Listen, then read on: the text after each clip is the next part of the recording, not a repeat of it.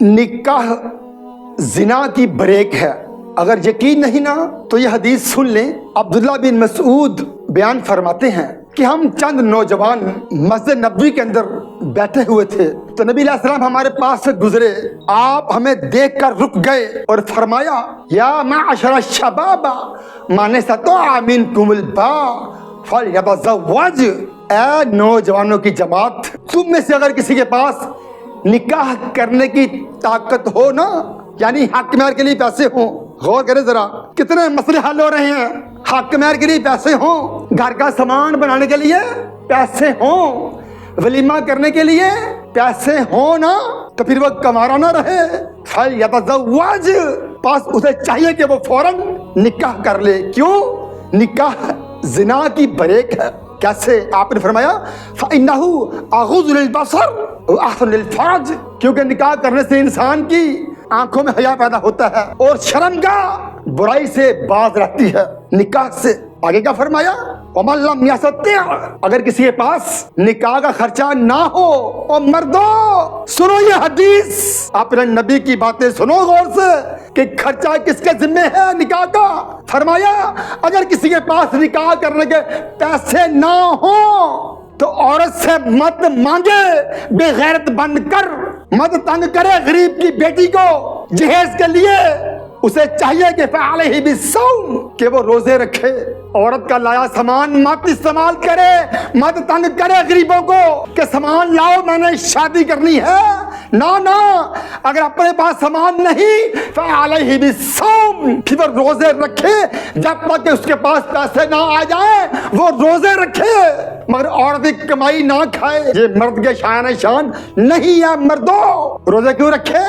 فَإِنَّهُ لَهُ وِجَاء، کیونکہ روزہ رکھنے سے انسان کی شہوت کنٹرول میں رہتی ہے۔ مگر آج آپ دیکھیں ذرا کہ جہیز کی وجہ سے، بہنوں کا جہیز بنانے کے چکر میں خود لاکھوں کروڑوں مرد بے نکاح پھر رہے ہیں، نہ بہنوں کی شادیاں ہو سکے نہ اپنی شادیاں کروائیں۔ ادھر بہنیں بوڑھی ہو رہی ہیں غربت کے باعث، ادھر ان کے یہ بھائی 40 سال کے بھی ہو گئے ہیں، شادی بھی نہیں ہوئی، روزے بھی نہیں رکھتے، اور اپنے آپ کو یہ کیسے پاک دامن کہتے ہوں گے، کس منہ سے پاک دامن کہتے ہوں گے، کیسی کیتا ہی کچھ نہیں۔ ان کی باتیں ٹھیک ہیں، یہ حدیث ٹھیک ہے، استغفر اللہ، حدیث غلط ہو نہیں سکتی۔ یہ لاکھ پاک باز کہیں اپنے آپ کو کیسے ہو سکتا ہے کہ جوانی عروج پر ہو اور برائی نہ کرے؟ یہ ہو کس لیے رہا ہے؟ اس لیے کہ ہمارے معاشرے میں ہم نے نکاح مشکل ترین کر دیا نا۔ ہلکے سے ہلکا نکاح 20 لاکھ کا آج کے دور کے اندر، لوگوں کے پاس تو 20,000 بھی نہیں ہے، وہ 20 لاکھ کہاں سے لائیں؟ غریب بیٹی والے معاشرے والوں اور ظالموں کہاں سے دیں وہ آپ کو لاکھوں روپے کا جہیز بنا کر؟ کہاں سے کھلائیں وہ گوشت بکرے کا تمہارے 500 براتی ڈاکوؤں کو؟ یاد رکھیں ذرا کہ کسی بھی انسان کی کھانا کھانے کے بعد جو سب سے اہم ضرورت ہے نا جی، سب سے اہم ضرورت وہ کیا ہے؟ وہ شادی ہے۔ شادی بریک ہے زنا کی۔ ہر چیز کی اللہ نے غذا بنائی ہے، اور جوانی کی غذا کیا ہے؟ شادی۔ جس عورت کو مرد نہیں ملے گا جوان ہے، جس مرد کو عورت نہیں ملے گی وہ مرد جوان ہے۔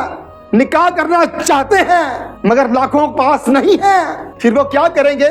مجبور ہو کر زنا کریں گے۔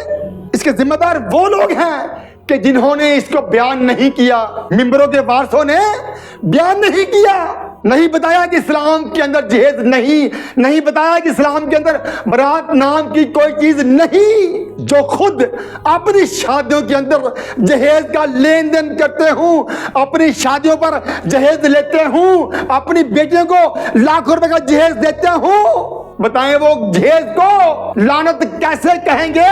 اس کے خلاف آواز کیسے اٹھائیں گے؟ یہی وہ لوگ ہیں کہ جنہوں نے معاشرے کو برباد کر دیا اپنے جہیز کے چکر میں۔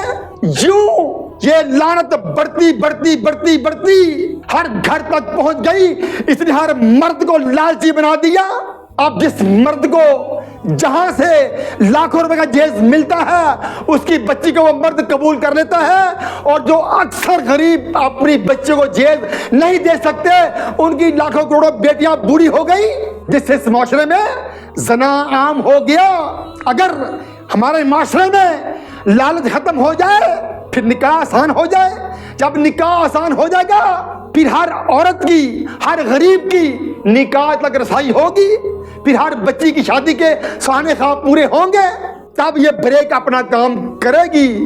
جب معاشرے میں نکاح عام ہوگا، کب؟ جب آسان ہوگا۔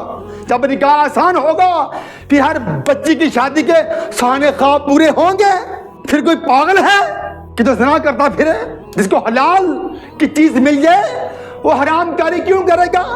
حرام کاری پر مجبور لالچی لوگوں نے کیا ہے۔ اللہ ہمیں ان صحیح باتوں پر عمل کر کے نکاح کو آسان بنانے کی توفیق عطا فرمائے۔ السلام علیکم ورحمۃ اللہ وبرکاتہ۔